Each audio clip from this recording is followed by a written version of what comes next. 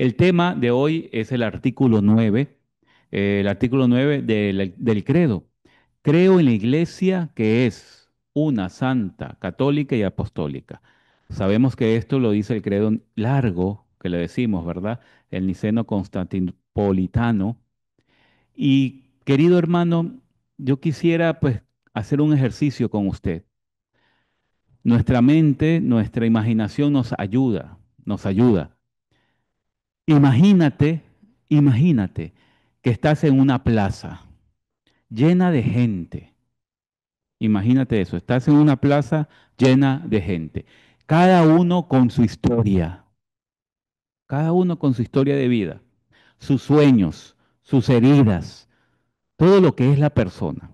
Y de repente, una voz resuena llamando a todos, llamándonos a todos. Vengan, vengan, formemos un pueblo, mi pueblo. Esa voz es la de Cristo, Señor. Y ahí lo estás viendo. Si tú quieres, cierra un momento tus ojos para que te ayude. Y ahí lo estás viendo. Es Cristo en medio de la plaza donde estamos todos, que está llamando, vengan, formemos un pueblo. Mi pueblo, dice el Señor. Y esa plaza es la iglesia, hermanos. Esa plaza es la iglesia. Cuando decimos, cuando decimos, hermanos, creo en la iglesia, que es una, santa, católica y apostólica, no estamos hablando de una institución cualquiera, no, sino del hogar, y lo vuelvo a repetir, del hogar que Dios ha soñado para nosotros, sus hijos, para nosotros, sus hijos. En el Catecismo de la Iglesia Católica, en el numeral 748, comienza a explicar esto de la iglesia. Les recomiendo que lo lean, 748 y todos los que hablan sobre el tema de la iglesia. No lo lea ahora, atiéndame a mí y después lo lee usted cuando tenga tiempo para reforzar lo que hoy vamos a decir, que vamos a compartir con ustedes. Entonces, hermanos, esta iglesia es el hogar que Cristo ha pensado, que Dios ha pensado para todos nosotros. Pero la verdad es que, escúchelo bien, esta fe en la iglesia no empieza con ella misma, no empieza con ella misma, no, todo comienza con Jesucristo. Él es el centro de nuestra fe, Él es el latido de nuestro corazón cristiano. Entonces tengamos en cuenta, por eso es el orden de este credo. Creo en Dios Padre, creo en Dios Hijo, creo en Dios Espíritu Santo. ¿Ya? Y luego decimos, creo en la Iglesia Santa, Católica, Apostólica, ¿verdad? Una Santa Católica y Apostólica, para decirlo en orden mejor.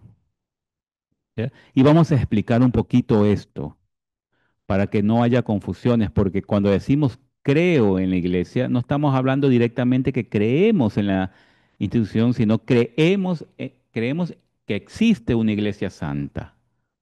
Porque Jesucristo es el centro de nuestra fe. Con Él comienza todo. Él es el latido del corazón del cristiano. Esto es como una introducción y ya lo vamos a explicar, no se me confunda. El catecismo de la iglesia lo deja claro. La fe en la iglesia depende de todo de la fe en Jesucristo.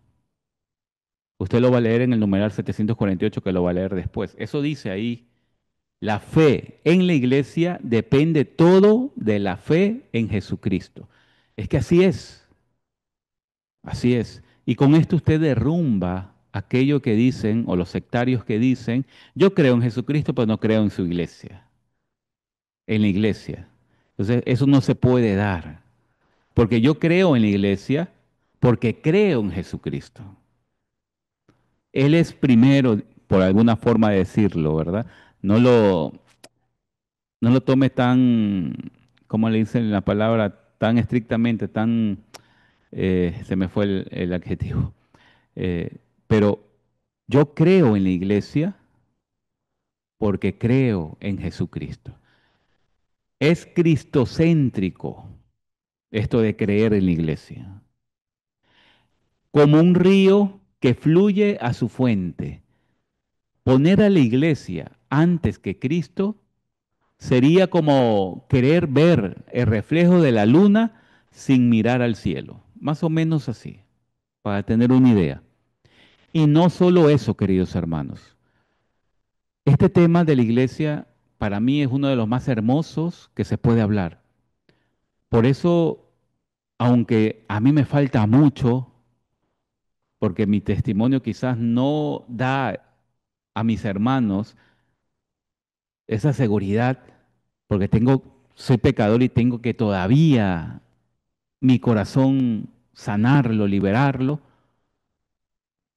Esta realidad de la iglesia es una de las maravillas que Jesús nuestro Señor nos ha dejado. Y por eso el corazón del cristiano, del bautizado, hay un amor especial para la iglesia. ¿Ya? Entonces, yo creo en la iglesia porque creo en Jesucristo. Depende la fe de la iglesia de la fe que yo tenga en quién, en Jesucristo. Y no solo eso, nuestra fe en la iglesia también depende del Espíritu Santo, porque Él es el dador de toda santidad. El dador de toda santidad. Por eso tenemos claro esto, ¿no? La iglesia no brilla con luz propia, no. Es como la luna. ¿Se han escuchado ese símil? Que es como la luna que refleja la luz del sol. Cristo, gracias, escuche bien, Cristo, gracias al soplo del Espíritu Santo, ¿sí? Refleja toda su gracia depositada en la iglesia, queridos hermanos. Por eso nos atrevemos a decir que la iglesia es santa y santificadora. Entonces, téngalo claro, la iglesia es santa y santificadora porque ella misma ha sido santificada por Dios, santificada por Dios. Algunos se escandalizan, algunos se escandalizan cuando oyen que la iglesia es santa, pero ya veremos por qué esta verdad es un regalo, queridos hermanos. Ya vamos a entrar ahí. Es un regalo, no un motivo de orgullo humano, sino un regalo del amor de Dios para nosotros pecadores. La iglesia es como un jardín, es un nuevo Edén, para poner otro ejemplo, ¿verdad? Donde el Espíritu Santo hace florecer la santidad. Glorificamos a Dios por las flores de este jardín. ¿Ah? ¿Qué te parece ese ejemplo? Los santos, los mártires y cada alma que se deje transformar por la gracia es una flor en ese jardín. Y esas flores glorifican a Dios. Te hago una pregunta, ¿no te parece increíble, maravilloso, ¿sí? Que nosotros, usted y yo, con nuestras fragilidades, debilidades, seamos parte de este milagro? Y solo porque Dios quiere. Comienza el catecismo de la iglesia en el numeral 1, por su infinita bondad. Por su infinita bondad, Dios nos ha creado. Por su infinita bondad, Dios nos ha salvado. Por su infinita bondad, Cristo ha venido y ha muerto por nosotros. Por su infinita bondad, el Espíritu Santo está en medio de nosotros, en este mundo pecador, para hacernos capaces de Dios. Entonces, esta parte, esta introducción sobre la iglesia es muy importante para ya tener una guía y lo que continúa es para reforzar cada uno de estos puntos. Comencemos hablando sobre la etimología de la palabra. A mí me ayuda mucho y por eso quiero compartirlo con ustedes. Cuando yo no conozco algún tema o algo, busco la etimología de la palabra, porque eso ayuda mucho a comprender sobre qué estamos hablando. Entonces, la etimología de la palabra iglesia. Vamos a leer un poquito aquí. La etimología viene de la palabra del griego eclesia, eclesia. Y este viene de ekalein, ekalein, que significa, mira lo que significa llamar afuera. También significa convocar, llamar afuera, convocar. O sea que la etimología de la palabra iglesia significa llamar afuera o convocar. Es un término que lo ilumina, lo ilumina todo para poder comenzar esto de la iglesia. En el Antiguo Testamento, en la Biblia, Antiguo Testamento, eclesia designaba a la asamblea del pueblo judío, del pueblo de Israel, digamos mejor, del pueblo de Israel, especialmente cuando se reunió en las faldas del Sinaí. Éxodo 19, usted lee ahí Éxodo 19, cuando Dios convocó, llamó, sacó afuera, ¿verdad? ¿De dónde lo sacó? Al pueblo de Israel, ¿se acuerdan? ¿Ah? Llamar afuera, los llamó fuera de ese pueblo, los llevó al Sinaí y los convocó. ¿Y los convocó para qué? Para darles la ley y hacerlo su pueblo santo. Porque ahí en el Sinaí, se comprometieron como pueblo de Dios. Bueno, la historia es más larga, pero yo te estoy cogiendo los datos importantes que necesito que tú conozcas para poder relacionarla con la palabra eclesia, que significa iglesia. Antiguo Testamento, mira, ahora en el Nuevo Testamento, la primera comunidad cristiana, al llamarse iglesia, se reconoce que es la heredera de esa asamblea de allá, en el tiempo, al pie del Sinaí. Pero ahora, ¿quién la convoca? La convoca Cristo. Es convocada por Cristo mismo. Usted lea Hechos capítulo 19, versículo 39. Ahí hay una breve explicación o breve fundamento bíblico para lo que estoy diciendo ahora. Y del término, ¿sí?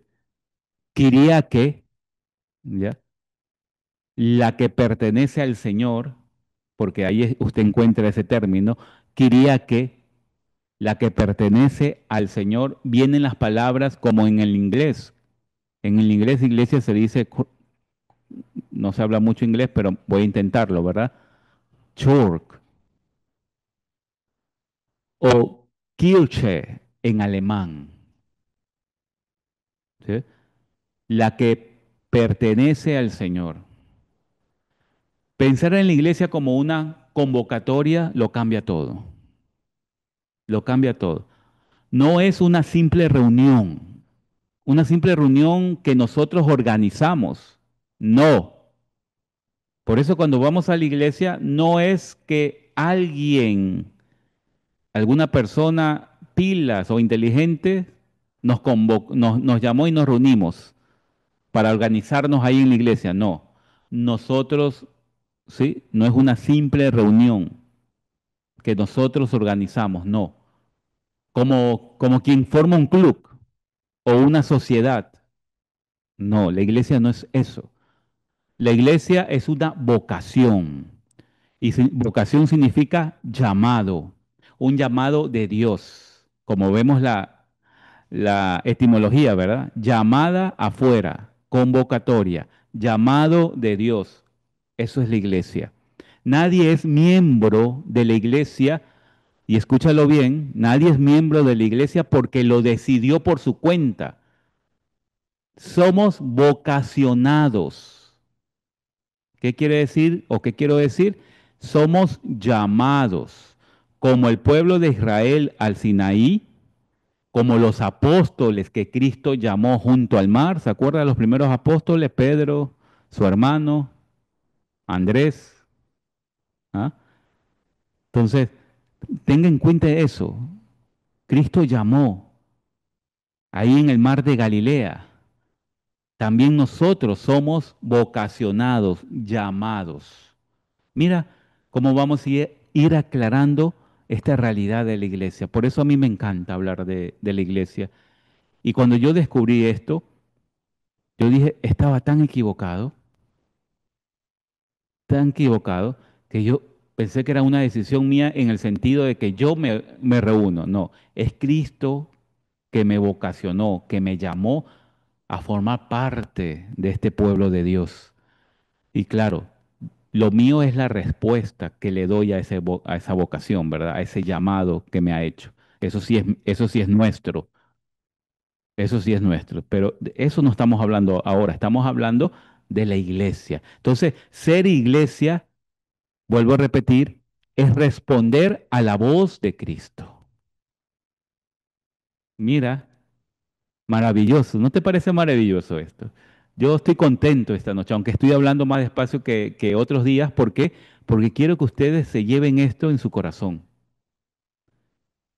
Y quiero ir despacio, aunque nos coja el tiempo, porque este tema es importante en nuestra realidad que estamos viviendo con tantos ataques en la iglesia. Entonces, ser iglesia es responder a la voz de Cristo que dice, ven y sígueme, ven y sígueme. ¿Te acuerdas? En Mateo 4:19, ven y sígueme. La iglesia no se posee, no es nuestra. Yo no soy dueño de la iglesia, ni usted es dueña de la iglesia. Ni el papa, ni el sacerdote, ni el diácono, ni las religiosas no son dueños de la iglesia ellos. La iglesia solo le pertenece a quién, a ver, ¿a quién? Yo le leo ahí.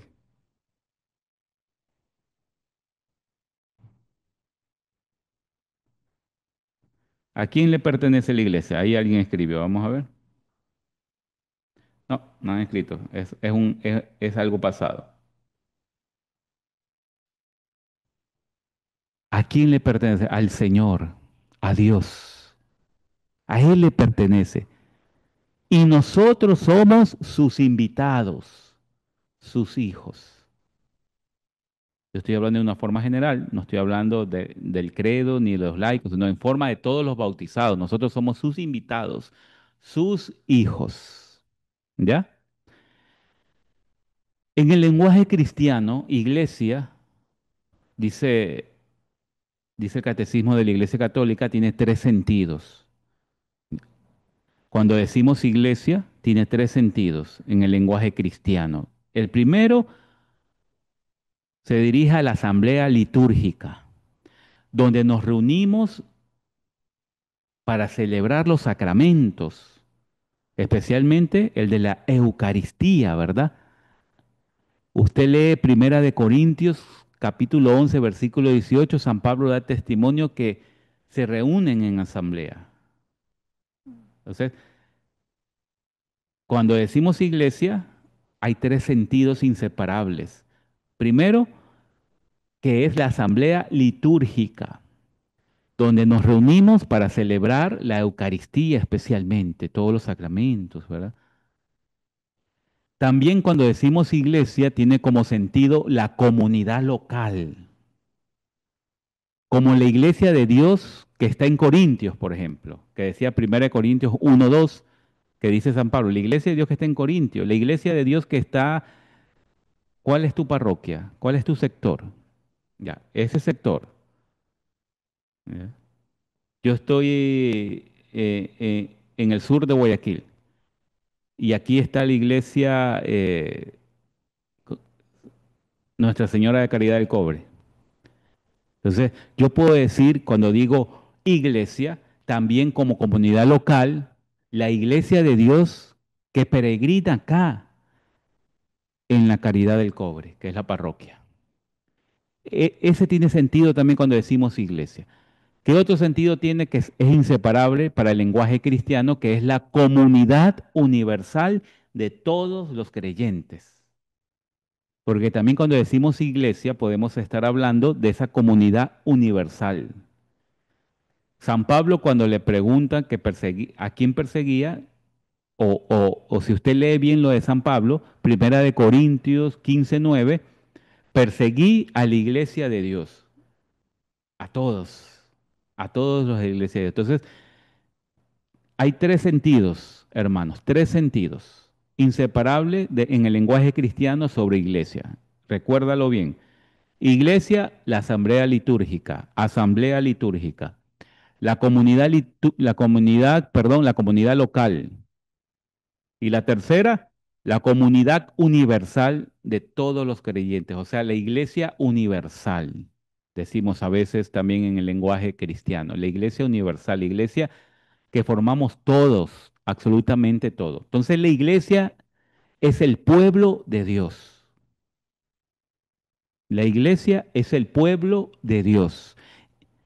Por eso el Vaticano II recuperó esta forma de dirigirse a la iglesia, de hablar de la iglesia, pueblo de Dios, porque se había perdido un poco en el Vaticano II, lo toma, lo retoma nuevamente. Entonces dice, la iglesia es el pueblo de Dios, de Dios, ¿sí? Que se reúne desde los confines de la tierra, que se reúne desde los confines de la tierra para vivir ¿qué? La palabra y el cuerpo de Cristo. Eso es lo fundamental, ¿ya? Y que al hacerlo, cuando nosotros celebramos la palabra y el cuerpo de Cristo, cuando hacemos eso, nos convertimos en el cuerpo de la iglesia. Mira qué maravilloso misterio. Yo no sé si tú lo tenías claro, ¿ya? Es como un hogar, como un hogar donde todos, locales, universales, reunidos en la misa, formamos una sola familia. Formamos una sola familia. Los domingos. Por eso yo siempre, cuando estoy visitando las parroquias o me invitan a los grupos y hablo sobre esto de la iglesia y especialmente inculco esa unidad que debe haber, ¿sí? Entre los grupos. Yo creo que todos tenemos esa experiencia parroquial en donde a veces pues los grupos no nos llevamos bien o queremos ser el mejor o queremos aparentar el mejor, pero bueno, son circunstancias internas que eso no es ahora que estamos hablando, pero lo pongo sobre la mesa porque es una experiencia que tenemos todos. ¿Y cómo así? Si todos somos iglesia, todos somos familia, todos formamos una familia. Entonces, una vez propuse a un párroco, ¿sí? Que tenía muchos problemas entre grupos, pues el domingo, que es el día del Señor, en donde todos tenemos que ir a misa, no hay camisetas, no hay camisetas. Todos nos ponemos no la camiseta del grupo, sino la camiseta de la iglesia. Yo estoy hablando no de algo físico, ¿verdad? Sino de algo aquí adentro en el corazón. ¿Sí? Yo no soy del grupo X, Y o Z. El domingo soy de la iglesia. Porque el grupo no está encima de la iglesia. La iglesia es la que debe estar sobre todo. Entonces, se le propuso y eso mejoró mucho las relaciones. Porque habían domingos en que el grupo X se iba por otro lado a celebrar una Eucaristía por allá, el otro iba por allá. ¿Y cuándo celebraban ahí? Porque cada quien tiene su sede y celebraban fuera de la parroquia. No, padre, que celebren en la parroquia el día domingo. Todos somos iglesia y comencemos con eso. Y el padre después me comenta que el Señor había tocado corazones y que estaba mucho mejor esas relaciones. Porque el domingo mi coordinador no me puede decir, voy a celebrar la misa acá. No, yo tengo que ir a mi parroquia. Yo soy iglesia antes que del grupo. Antes que del grupo. Ahora, hay circunstancias que hay que discernir, ¿verdad? Si tenemos un retiro, si tenemos algo ya coordinado, que no es todos los domingos, sino que tocó, pues por eso te digo, hay que discernir. Pero todos los domingos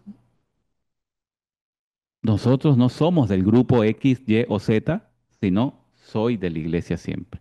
Y ahí vamos a alimentar esa unidad eclesial, esa pertenencia eclesial que debemos tener cada uno de nosotros. Pero bueno, me estoy metiendo en otras cosas que no debo meterme, pero espero no haberlo confundido. Bueno, los símbolos de la iglesia, hablemos de los símbolos de la iglesia. La iglesia es un misterio tan grande que la Santa Biblia o las Escrituras usa imágenes o símbolos para poder ayudar a entender un poco. En el Antiguo Testamento, como ya les dije, la imagen principal es pueblo de Dios. Y este pueblo de Dios elegido por Yahvé para llevar su revelación al mundo. Vuelvo a repetir, lean el capítulo 19 del libro de Éxodo. En el Nuevo Testamento, esta imagen se transforma un poco. Cristo es la cabeza. Cristo es la cabeza. Y la iglesia es su cuerpo. San Pablo es el que nos habla de esto en sus cartas, en Efesios, por ejemplo, 1:22, en Colosenses también, que es 1:18. Y alrededor de este centro surgen otras imágenes, como, como si fueran pinceladas del mismo cuadro divino. Salen los pastores, los campos, los templos, las familias, que también son símbolos de la iglesia, ¿verdad? Sí, sí vamos ahí agarrando, ¿verdad? Hablemos del pueblo de Dios. Esta imagen subraya la elección de Dios, esa elección histórica de Dios. Dios en el Antiguo Testamento quiso plantar su tienda entre nosotros, como dice Juan capítulo 1, versículo 14. Quiso plantar su tienda sobre nosotros a través de un pueblo escogido, un pueblo concreto.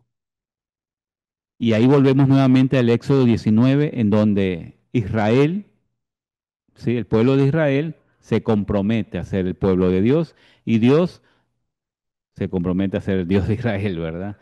Ahí, en ese momento, ese pueblo se convierte en pueblos de Dios. En el Nuevo Testamento, Cristo es la cabeza de este pueblo. ¿Ya?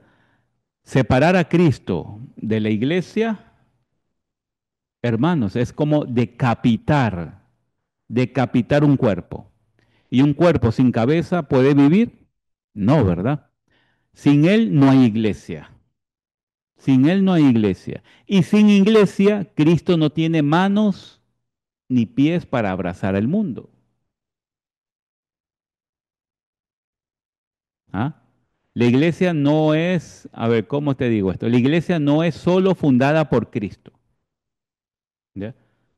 Sabemos que Cristo fundó la iglesia, sí, pero la iglesia no es solo fundada por Cristo. Él es parte de ella, es parte de la iglesia. O sea, Él no solo fundó y se fue, no. Él fundó la iglesia. Por eso digo, no solo fundó, no solo fue fundada por Cristo. Él, el Señor, es parte de ella misma. Su vida misma, su vida misma. Cristo es la vida misma de la iglesia. Esto nos protege, hermanos, ¿de qué? Del subjetivismo, de hacernos un Dios a nuestra medida, una iglesia a nuestra medida. La iglesia nos ayuda en el cauce, ¿sí? Objetivo de la revelación. En otras palabras, el hogar donde Dios se encuentra con nosotros. ¿Ah? Ese es el pueblo de Dios. Por eso le decimos pueblo de Dios. También se le dice como redil o rebaño, ¿verdad? Y esto es fácil. ¿Por qué a veces se le dice a la iglesia redil o rebaño? Vámonos al capítulo 10 de San Juan. Capítulo 10 de San Juan, usted lea el capítulo. Jesús dice ahí, yo soy el buen pastor. Entonces la iglesia como redil nos habla de qué forma. Cuando decimos que la iglesia es redil o rebaño de Dios, ¿Ya? ¿Qué podemos entender? Nos habla de la unidad que Dios cuida a su pueblo con esmero, como lo hace el pastor con las ovejas. ¿Ah? Estar fuera del redil es como la oveja está fuera del redil. ¿A qué se mete la oveja ahí fuera de él? Se hace vulnerable, ¿verdad? A los ataques de quién? Del lobo, del lobo. Estar fuera del redil a nosotros también, estar fuera de la iglesia, nos hace vulnerable al ataque del lobo, como la oveja cuando se aleja de su pastor. Y acuérdate que el lobo en las Santas Escrituras es imagen del enemigo, ¿ya? El pastor quiere que todos estemos juntos. Y cuando decimos juntos, usted y yo debemos entender en comunión.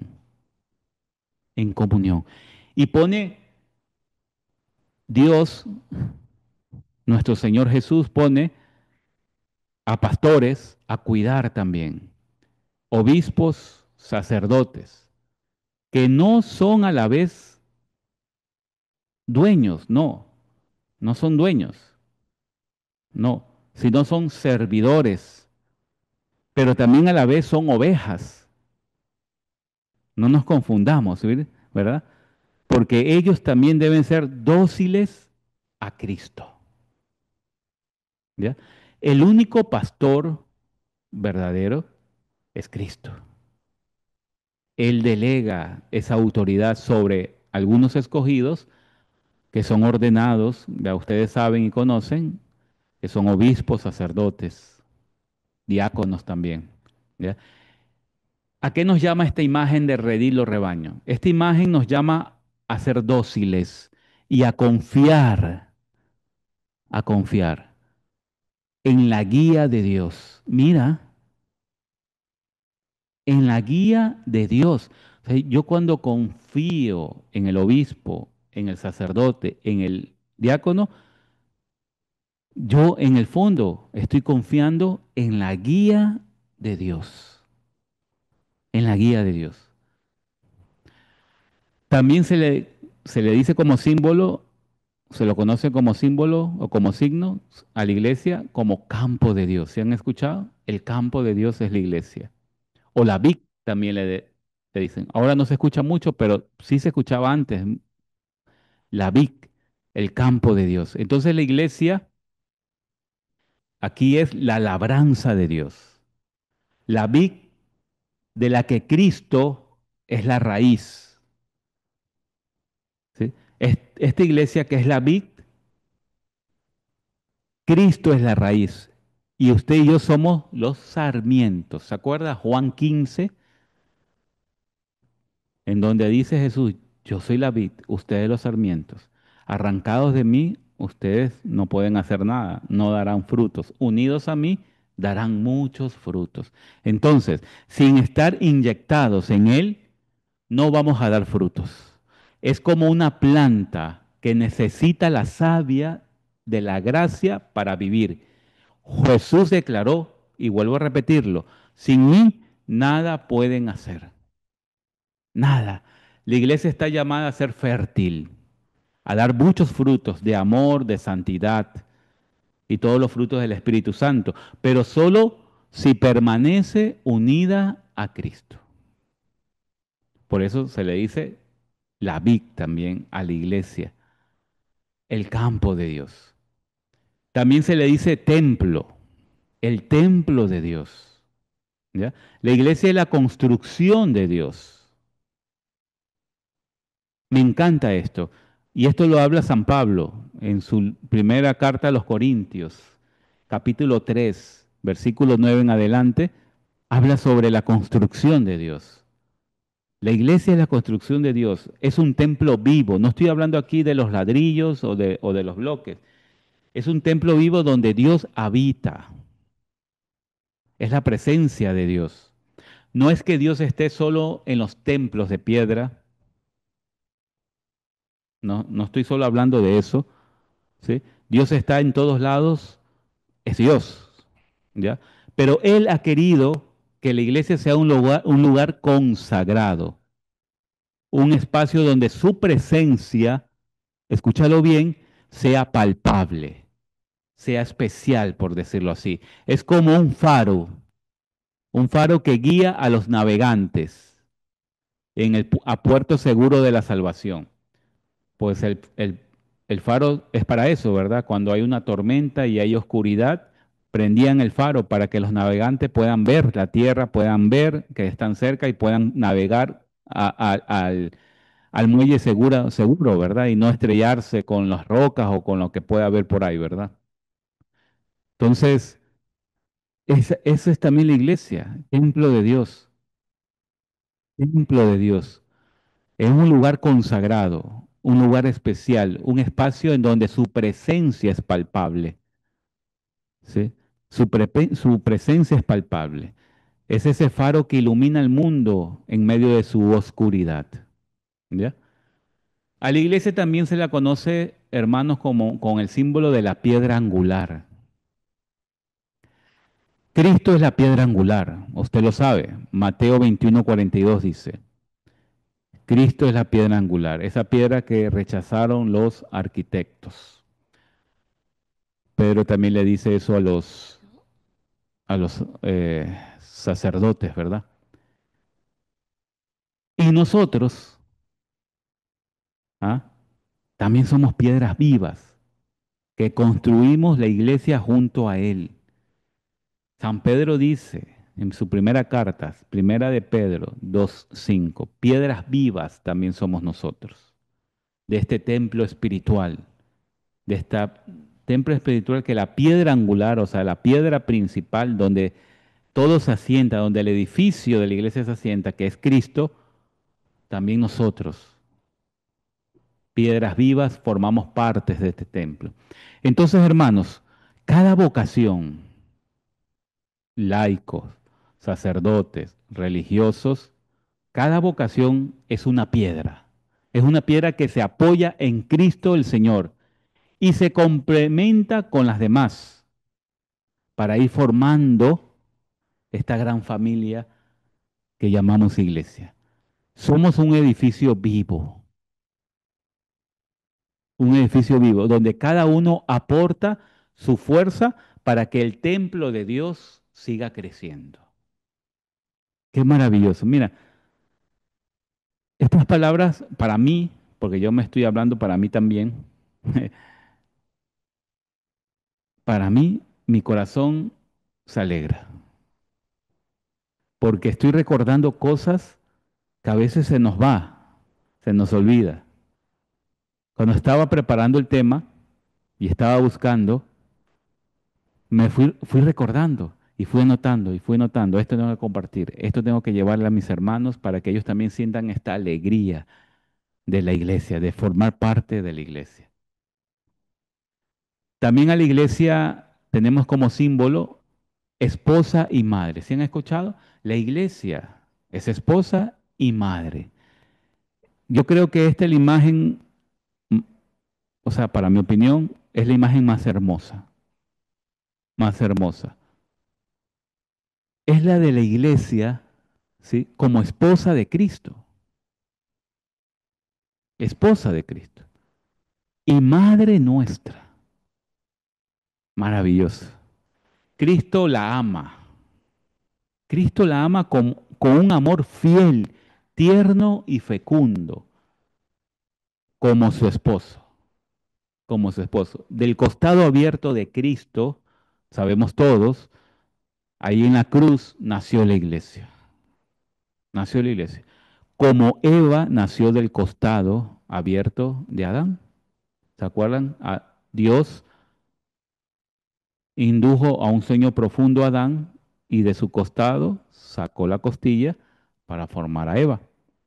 Hay una analogía, hay una unidad también, que del costado abierto de Cristo en la cruz también nace la iglesia. Es su esposo. Cristo es el nuevo Adán. Ahí. Por eso también le llamamos a ella madre, porque engendra a hijos para Dios. Ella engendra hijos para Dios. Su razón de ser, la razón de ser de la iglesia es amar y ser amada. Su rostro femenino que nos abraza y nos lleva a Cristo. Esto no es conmovedor, hermanos. No sé si ustedes no se conmueven, yo sí me conmuevo. Yo hasta los bellos por la alegría de saber que tenemos una madre así, que nos ama profundamente y nos han engendrado como hijos para Dios. ¿Ah? Eso es hermoso, no sé. Hablemos un poquito ahora, orígenes de la iglesia, fundación y misión de la iglesia. La iglesia nace, sí, me va a decir, del costado abierto de Cristo, sí, pero hay una verdad más profunda todavía. La iglesia nace en el corazón de la Santísima Trinidad, ¿sí? Ahí nace la iglesia. O sea, se nos revela a nosotros, entra a este mundo la idea que Dios, por decirlo de alguna forma humana, que Dios tuvo en la eternidad de la iglesia, el origen, ¿ya? Ahí, en esa unidad perfectísima de la Santísima Trinidad. Entonces, cuando Jesús dice, ¿se acuerdan en Juan 19:30? Todo está cumplido,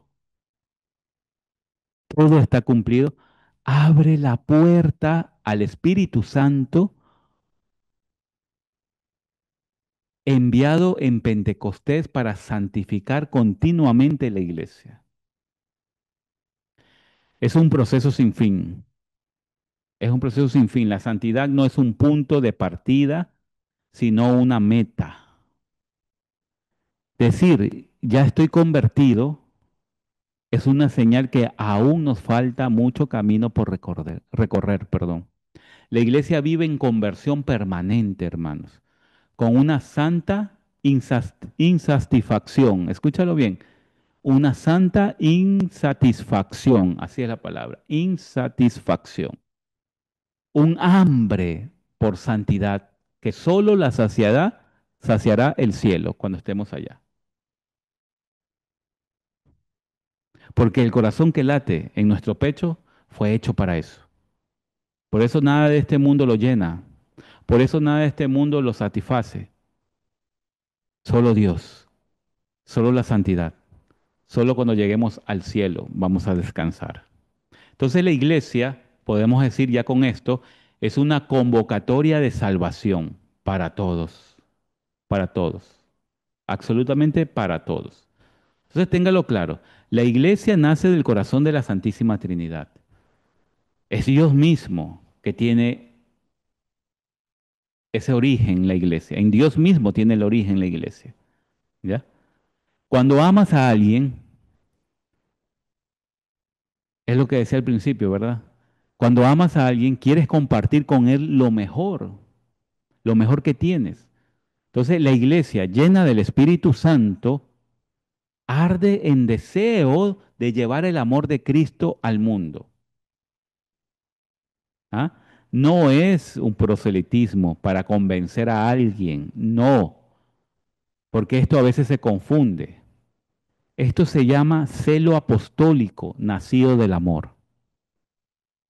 Nacido del amor. Cuando la iglesia te advierte, te dice, como madre, que ya hablamos que es madre, ¿ya? Que hay un infierno, que hay, si haces cosas que van contra la moral, contra el bien, contra lo natural, no estoy hablando nada todavía de religioso, sino contra lo natural, ¿sí? Rompes esas reglas, haces el mal, vas a tener un castigo, que es el infierno. Pero no te lo dice para que tengas miedo, sino porque como te ama y ama a todos, ama al mundo, quiere llevar al mundo esa luz del Espíritu Santo, esa luz de Cristo, para que ilumine las conciencias de todos nosotros, los corazones de todos nosotros, la vida de todos nosotros y podamos rectificar, porque una madre busca el bien de sus hijos. ¿Ah? Que haya exactamente no sé cuánto hay ahora, pero la última vez que fue hace más o menos como un año, había más de 1.000 millones de católicos. Que la red de la iglesia no se haya roto todavía en más de 2025 años es un milagro del Espíritu Santo, es un milagro de Dios. Es como un barco que navega entre tormentas, pero que nunca se hunde porque el Espíritu Santo, ¿qué pasa? Lo sostiene. El Espíritu Santo construye la iglesia, lo construye con un equilibrio perfecto de dones jerárquicos y carismáticos, así es. ¿Eh? ¿Qué es esto? Por ejemplo, los dones jerárquicos. Ilumina al Papa, a los obispos, en los concilios, ¿ya? Pero también ilumina a la madre que reza por sus hijos, al joven, al miembro del grupo parroquial que sirve en la parroquia, al santo que se transforma, a ese pecador que se transforma, que se convierte, también lo ilumina. Entonces, estos son los dones jerárquicos para gobernar la iglesia que se los da a quién, al Papa, a los obispos, en los concilios, bueno, en todo lo que es la jerarquía, por eso se llaman dones jerárquicos para gobernar y enseñar también, y los carismáticos para servir y amar, para servir y amar. Estos se complementan como piezas de mosaicos. Entonces el Espíritu Santo guarda los dones de Cristo, nuestro fundador, ¿sí?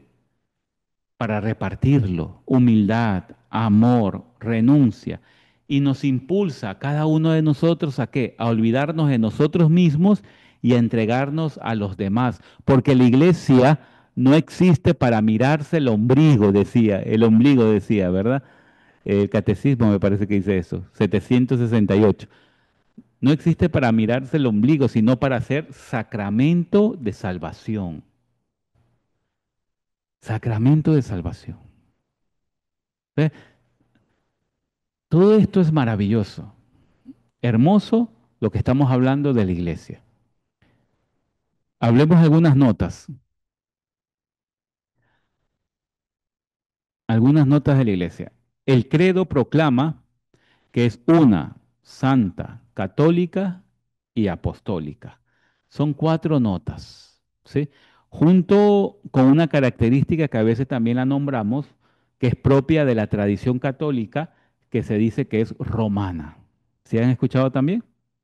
¿Ya? Pero en el credo dice una, santa, católica y apostólica.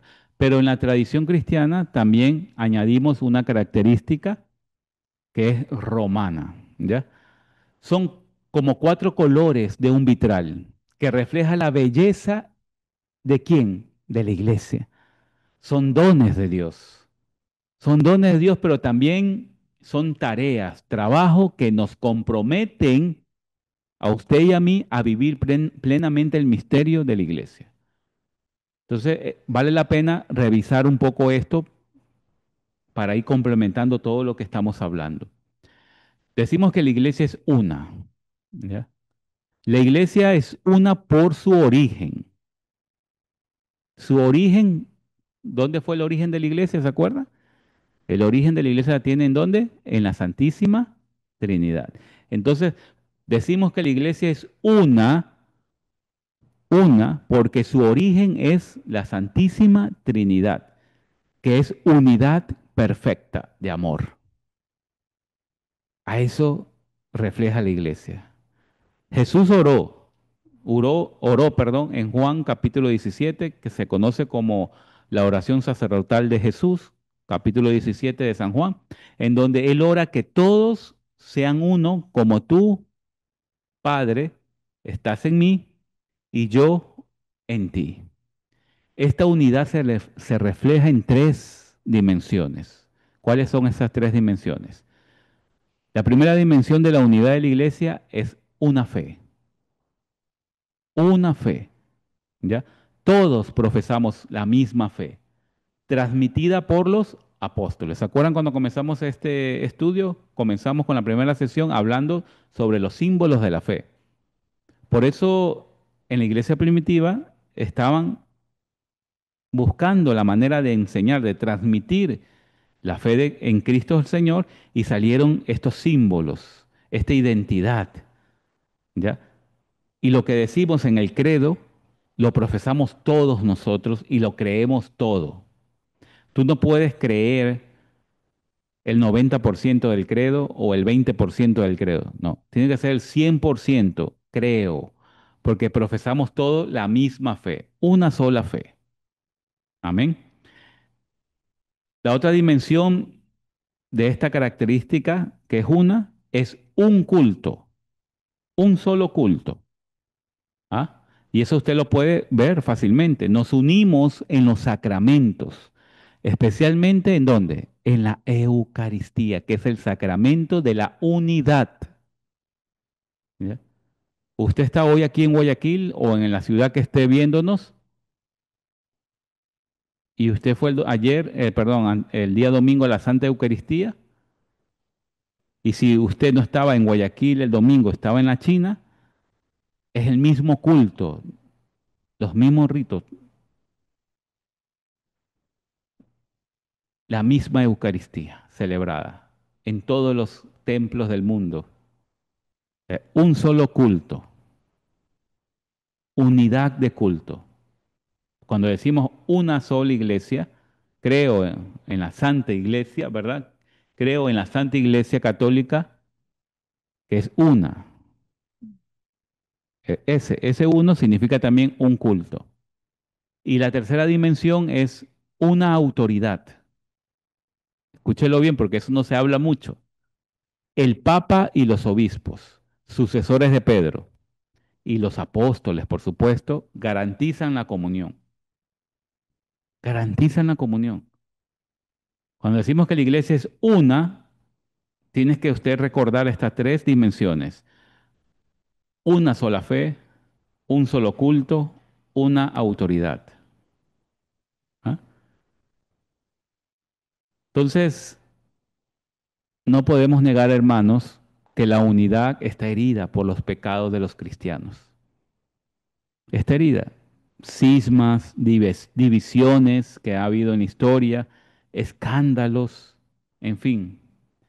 Es como un tejido que se va desgarrando, pero que el Espíritu Santo sigue cosiendo con paciencia. Nuestra tarea es trabajar, hermanos, trabajar por la unidad. Pero usted me puede decir, ¿qué puedo hacer? Rezar, orar, orar, orar por la unidad de los cristianos, ¿ya?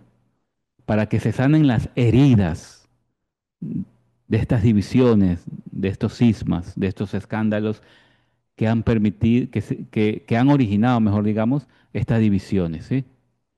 ¿No te parece un desafío hermoso que usted y yo, como decía el Papa, seamos artesanos de unidad, artesanos de comunión? Ahí, en tu oración de todos los días, pedir por la unidad de la iglesia. La otra nota es santa. La iglesia es santa. Ahora, la iglesia es santa ¿por qué? Por Cristo, por su cabeza. No lo vaya a olvidar. No se deje engañar con tantas cosas que hablan, ¿verdad? La iglesia es santa por Cristo, su fundador, que es santo. Y también es santa porque el Espíritu Santo la santifica continuamente. Mira, su santidad no viene de nosotros, los hombres, que formamos, que somos invitados a la iglesia. Así escuchaste antes cuando hablaba, ¿verdad? Que somos invitados. No, no viene de nosotros que somos pecadores. Esa santidad viene de Dios, porque la iglesia, ¿a quién le pertenece? ¿Se acuerdan? A Dios.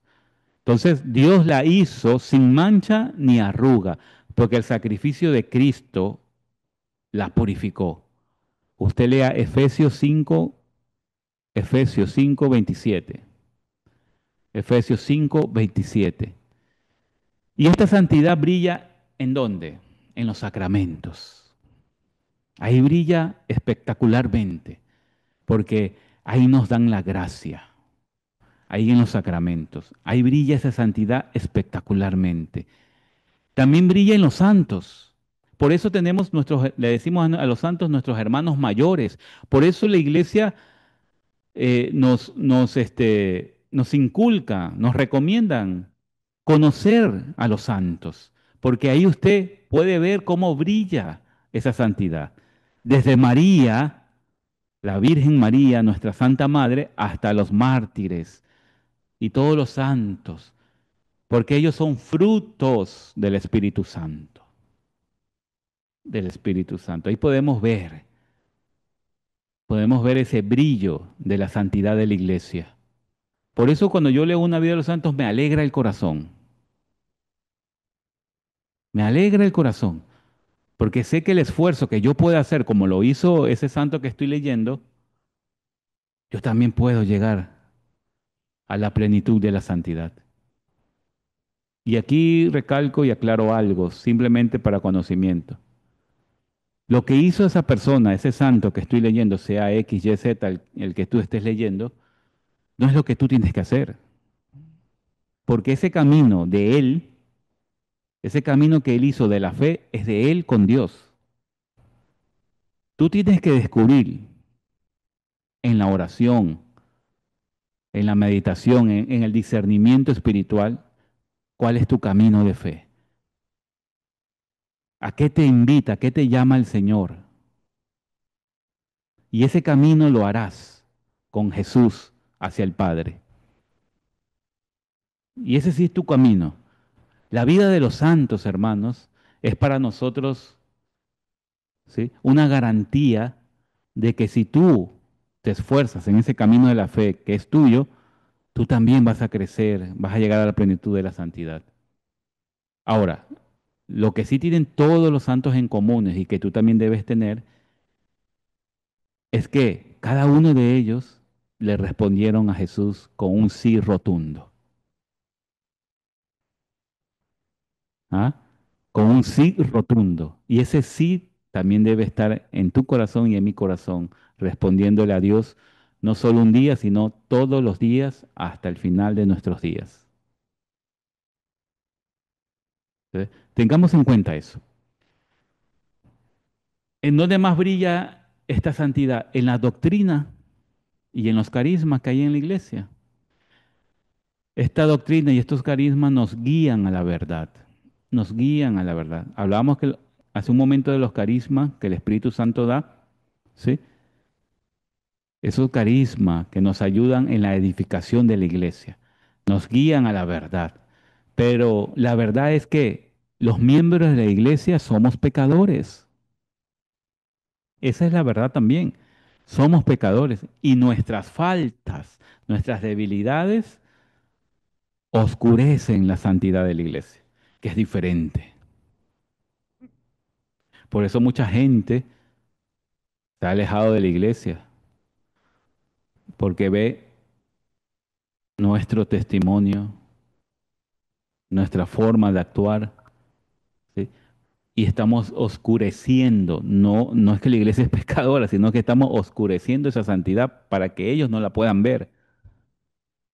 Tengamos mucho cuidado en eso también.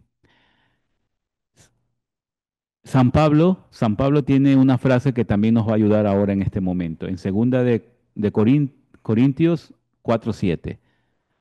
Nosotros, tú y yo, tenemos un tesoro en vasijas de barro. Eso es, un tesoro en vasija de barro. Entonces, debemos cuidar mucho eso. Nuestra misión es dejarnos, y escúchalo bien, dejarnos santificar, viviendo con humildad y buscando siempre, siempre la conversión diaria, todos los días. Tú no puedes vivir de la fe de ayer, porque el ayer ya pasó. ¿sí? Todo lo que viviste ayer ya pasó. El hoy es lo único que tenemos, porque ni el futuro, porque el futuro no sabemos. El hoy. Entonces, el hoy de tu vida, el hoy de todos los días, tú tienes que renovar tu fe. Tienes que buscar la conversión todos los días y no te sientas ya convertido. No, porque si no, el enemigo te engaña y vas a caer. Cuidado. Te hago una pregunta, ¿no te conmueve esto de que Dios confía en nosotros para reflejar su santidad? A mí sí me llena de mucho sentimiento, pero también me da mucho, siento como mucha responsabilidad. Digo, Señor, ¿cómo confías en mí si yo soy, como decía Santa Catalina, la nada más el pecado? Yo soy nada más el pecado que tengo. Entonces, debemos dar gracias a Dios, hermanos, todos los días por nuestra iglesia. Decimos también que la iglesia es católica. Esta palabrita que muchos sectarios, pues, eso no está en la Biblia, eso fue un invento de Constantino y muchas otras locuras que bueno, eso no viene al caso ahora. Yo hoy te digo que la iglesia es católica, ¿sí? La iglesia es católica, es decir, universal, universal. ¿Y por qué? ¿Por qué es universal? Porque en ella está la plenitud de la salvación. Y esta salvación está destinada para todos los hombres, para todos los hombres. Su catolicidad, escúchalo bien, se expresa ¿en qué? Primero, es una misión universal, es una misión, es un mandato universal. Dice el Señor Jesús, hagan discípulos a todas las naciones. ¿Se acuerdan? Al final del Evangelio de Mateo, capítulo 28, al final, versículo 19, hagan discípulos a todas las naciones. O sea, hay una misión universal, por eso es católica, universal. ¿Sí? Se expresa también en la plenitud de la verdad. Contiene todos los medios de salvación, todos los medios de salvación. Y también se expresa este catolicismo en la diversidad, en la unidad. Eso es hermoso. Abraza a todas las culturas, a todas las lenguas y a todos los hombres de todos los tiempos, sin perder su identidad. Por eso hablamos de iglesia católica, porque está para todos los hombres de todos los tiempos, en donde esta iglesia tiene la plenitud, escúchalo bien, de la verdad. Habita el Espíritu Santo en plenitud, contiene todos los medios de salvación y es esa unidad en la diversidad. Todos los pueblos de todos los mundos, iba a decir, perdón, de todo el mundo, están invitados. Están invitados. Es una llamada para todos. Por eso es católica. Por eso es universal. Mira, hermano, es como un árbol cuyas ramas se extienden por todo el mundo. Por todo el mundo. Pero su raíz es Cristo. Su raíz es Cristo. Nuestra tarea es vivir esta catolicidad, acogiendo a todos y llevando el evangelio a cada rincón que podamos llevarlo, que podamos hablar, que podamos dar testimonio. ¿Esto no te parece apasionante, queridos hermanos, esta misión formar parte de esta familia tan diversa y unida? ¿Y unida? Para mí sí. Para mí es apasionante. Me encuentro a veces cuando me reúno con mis hermanos del Apostolado de la Cruz, con todo el mundo, mexicanos, españoles, de Estados Unidos, de Canadá, de Colombia, de Perú, eh, de Venezuela me parece también, de Europa, y todos formamos una sola familia. O sea, qué hermoso, qué maravilloso. Entonces, católico es esto, no lo vayas a olvidar. No te quedes en la superficie, verás, solo con decir universal. Ya sabes por qué es universal. Ya sabes, esos tres puntitos específicos de la universidad. Misión, plenitud de la verdad y la unidad en la diversidad. Vayan y hagan discípulos a todas las naciones. Entonces, todo lo que Cristo enseñó, universal. Todo lo que dijo Él es para el mundo entero, para todos los hombres y de todos los tiempos. Entonces, esta iglesia es católica. Si no fuera católica, no fuera la de Cristo. No fuera la de Cristo. Por eso nuestros grupos deben ser de acogida, deben ser también en una forma universales, abiertos para todos y no cerrados. Y no cerrados. No estoy hablando de ningún grupo especial, pero ya ustedes van entendiendo. Vámonos ahora a la otra nota o característica. La iglesia decimos que es apostólica. Apostólica. La iglesia es apostólica, esto es fácil, ¿verdad? Porque está fundada sobre los apóstoles. ¿Ya? ¿Elegidos por quién? Por Cristo, exacto. Esta apostolicidad, palabras difíciles que me lengua la traba, tiene tres aspectos también. ¿Sí? Para no solo decir es apostólica porque es fundada por los apóstoles. Está correcto, eso es en forma general, pero usted ya debe conocer datos específicos. Tres datos específicos sobre la apostolicidad de la iglesia. Primero, su fundación. Se apoya en la fe de los apóstoles. Se apoya en la fe de los apóstoles transmitida sin interrupción a lo largo de los siglos. ¿Ya? Doctrina, doctrinas, guarda y enseña. Vuelvo a repetir, guarda y enseña el depósito de la fe recibida, ¿sí? Recibida de los apóstoles, perdón. Y esta doctrina recibida por los apóstoles, ellos mismos la recibieron de viva voz del Salvador, del Mesías, de Cristo Señor. Y es apostólica por sucesión. Esto es importante, porque esto no tienen las sectas. Es sucesión. Los obispos, sucesores de los apóstoles, garantizan la continuidad de la misión, de esa misión que Cristo encomendó a los apóstoles. Entonces, cuando decimos que es apostólica, hablamos de fundación, hablamos de doctrina y hablamos también de sucesión. ¿Ah? Es como un río que fluye desde su fuente sin perder la pureza.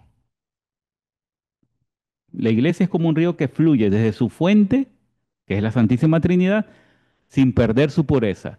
Nuestra misión es ser fieles a esa herencia, es ser fieles a esa herencia viviendo y transmitiendo la fe apostólica, la fe de Cristo que nos ha transmitido la iglesia. ¿Sí ves? No te llena de gratitud, no, en este momento el corazón nos salta de acción de gracias por saber que estamos conectados, ¿sí? Espiritualmente a los primeros apóstoles. Porque todo lo que enseña la iglesia es lo que enseñó Cristo. Lo que le enseñó Cristo a los apóstoles y los apóstoles hasta el día de hoy, a través de nuestros obispos, del Papa. Entonces, eso es hermoso también.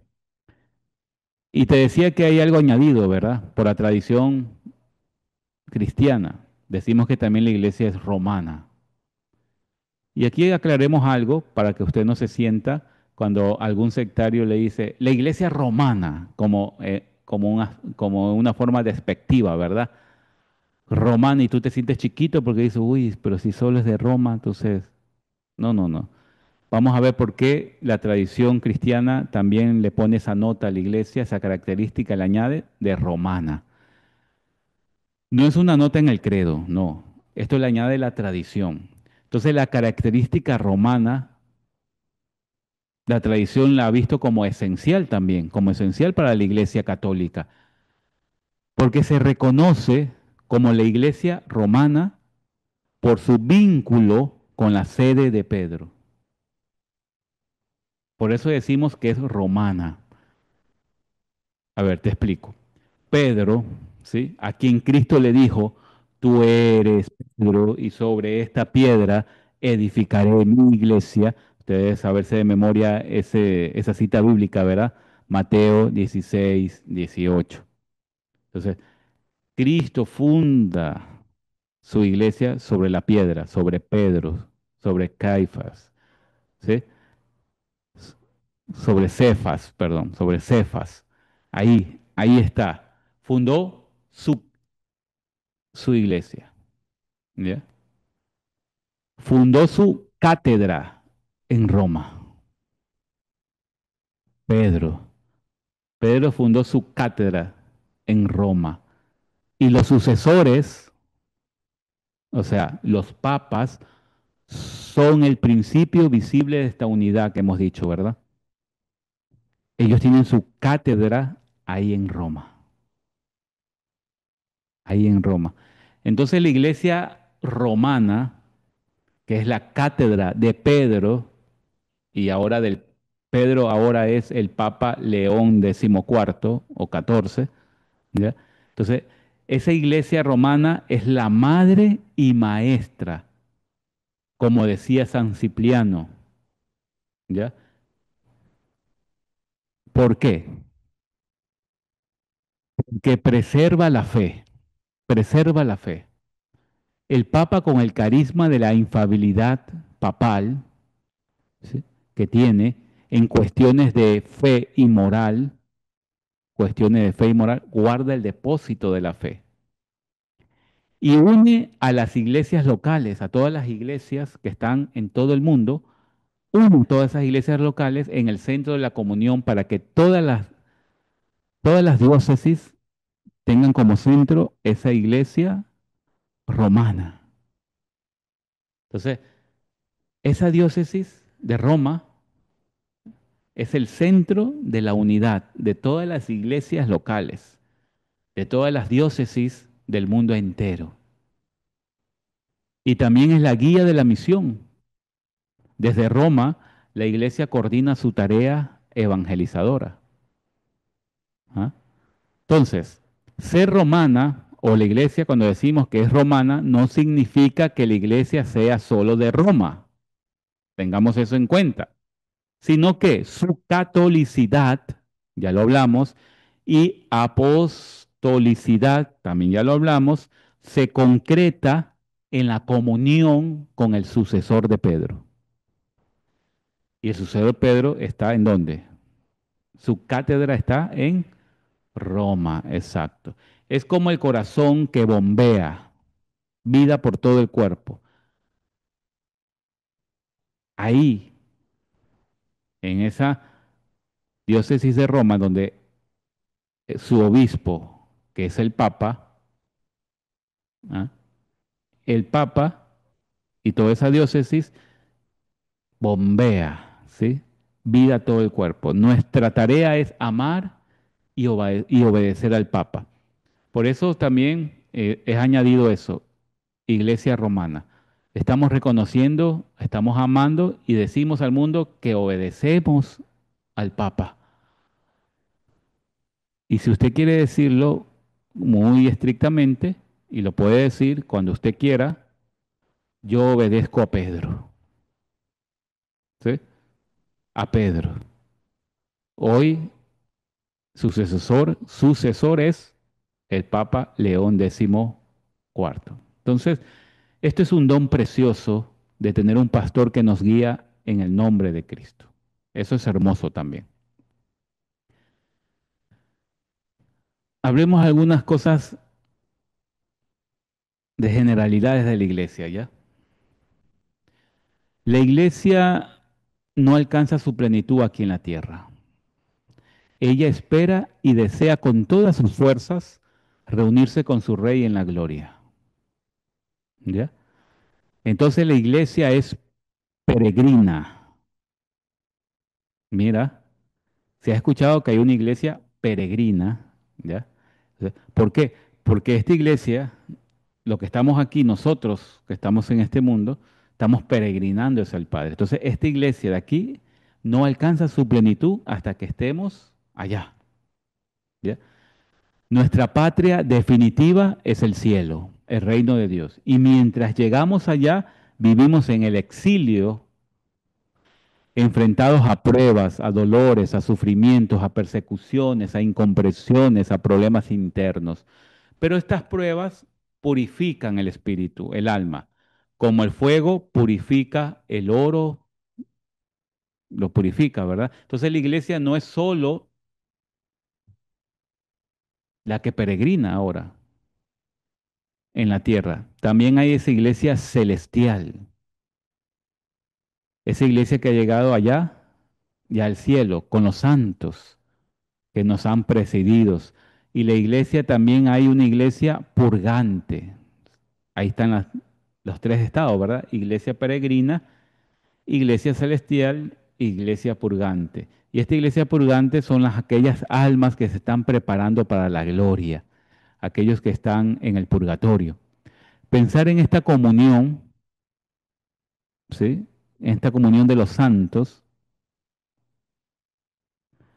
nos llena de esperanza, especialmente en este jubileo de esperanza, nos ayudará también a actualizar, a renovar nuestra esperanza. No estamos solos, somos una familia que trasciende en el tiempo y en el espacio, porque la iglesia no es solo la que peregrina, sino también la celeste o la celestial, y también la iglesia purgante. Y en la unidad que tenemos todos nosotros, en esa unidad, en esa comunión de los santos, porque cuando decimos comunión de los santos, no solo estamos hablando de los santos del cielo, también aquí, también aquí. ¿Ah? Yo tengo una oración al final de todo lo que hago pues en mis oraciones, ya al final cuando ya me toca salir, digo, santos y ángeles del cielo, rueguen por nosotros que recurrimos a ustedes. Amén. Porque yo sé que ellos, en esa comunión de los santos, interceden por nosotros también. Esa es la iglesia celeste que también está orando por nosotros. Nosotros, la iglesia que estamos peregrinando, oramos por la purgante, para que ellos rápidamente, con un sentido humano de rápidamente, pues no sabemos cómo se mide el tiempo ahí, puedan salir de esa iglesia purgante y formar parte de la iglesia celeste. Vamos concluyendo, hermano, porque ya se nos va acabando el tiempo. Vivir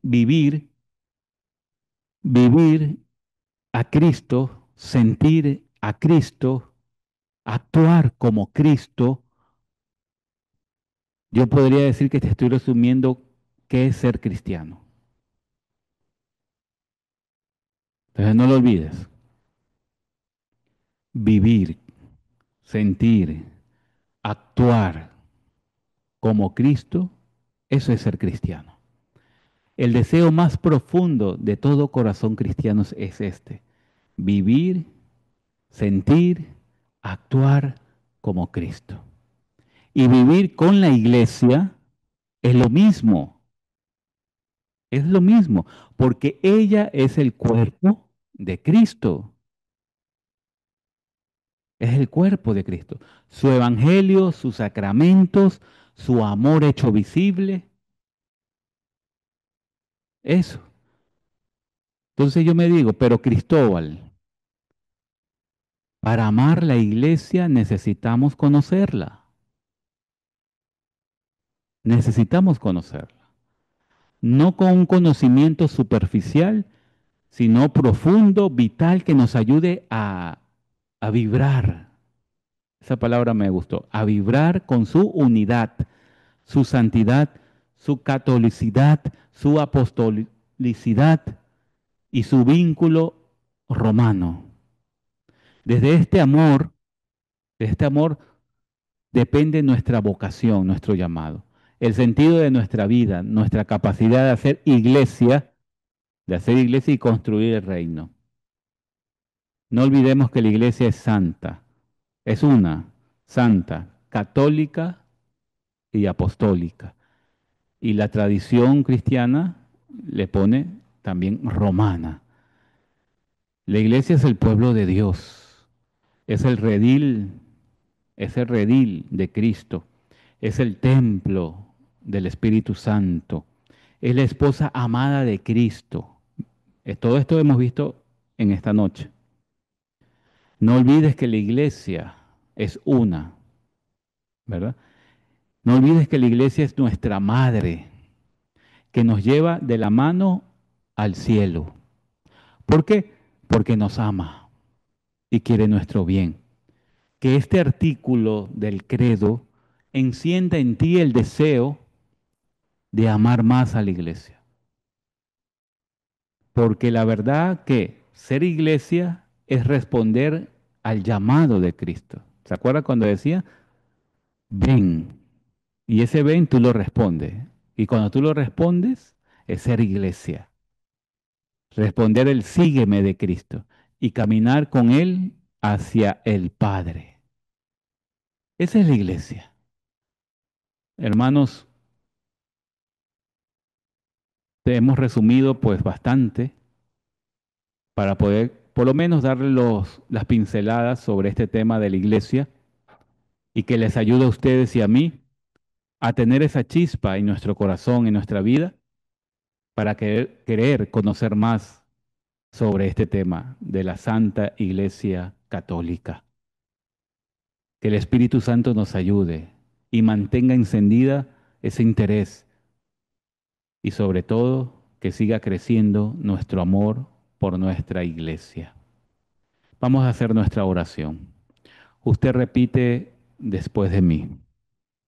Ven Espíritu Santo, fluye, fluye de mi corazón y toma absoluta y posesión, toma absoluta posesión, toma absoluta posesión de tu iglesia. Tú que eres el alma de la iglesia, haznos experimentar que no es obra nuestra, sino de tu convocación o de tu convocatoria y tu casa santa. Enséñanos a vivir la unidad como un solo cuerpo en Cristo, a buscar siempre la santidad, dejándonos purificar y transformar por tu gracia, a vivir la catolicidad, abiertos a todos los pueblos y culturas, y a ser fieles a la apostolicidad, transmitiendo con alegría la fe recibida de los apóstoles en comunión con Pedro y sus sucesores. Espíritu Santo, danos amor filial a la Iglesia, nuestra Madre y Esposa de Cristo, para servirla con humildad y testimoniar con nuestra vida la belleza de ser piedras vivas de este templo.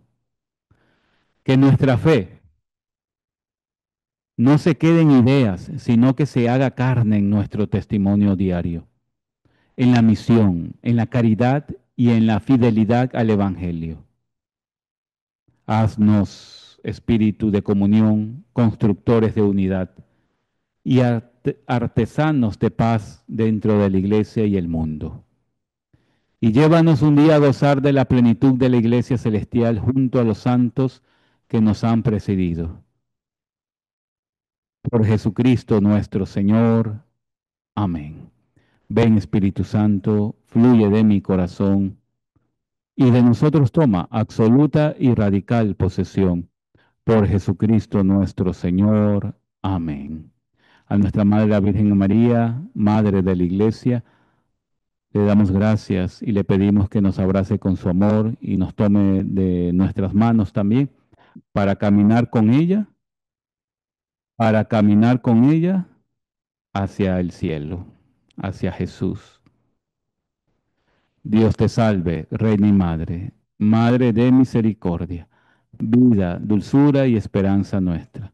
Dios te salve, a ti llamamos los desterrados hijos de Eva, a ti suspiramos y llorando en este valle de lágrimas. Ea pues, Señora abogada nuestra, vuelve a nosotros esos tus ojos misericordiosos. Y después de este destierro, muéstranos a Jesús, fruto bendito de tu vientre, oh clemente, oh piadosa, oh dulce siempre Virgen María. Ruega por nosotros, Santa Madre de Dios, para que seamos dignos de alcanzar las promesas y gracias de nuestro Señor Jesucristo. Amén. Amén. Amén. Ave María Purísima, sin pecado concebida. Ave María Purísima, sin pecado concebida.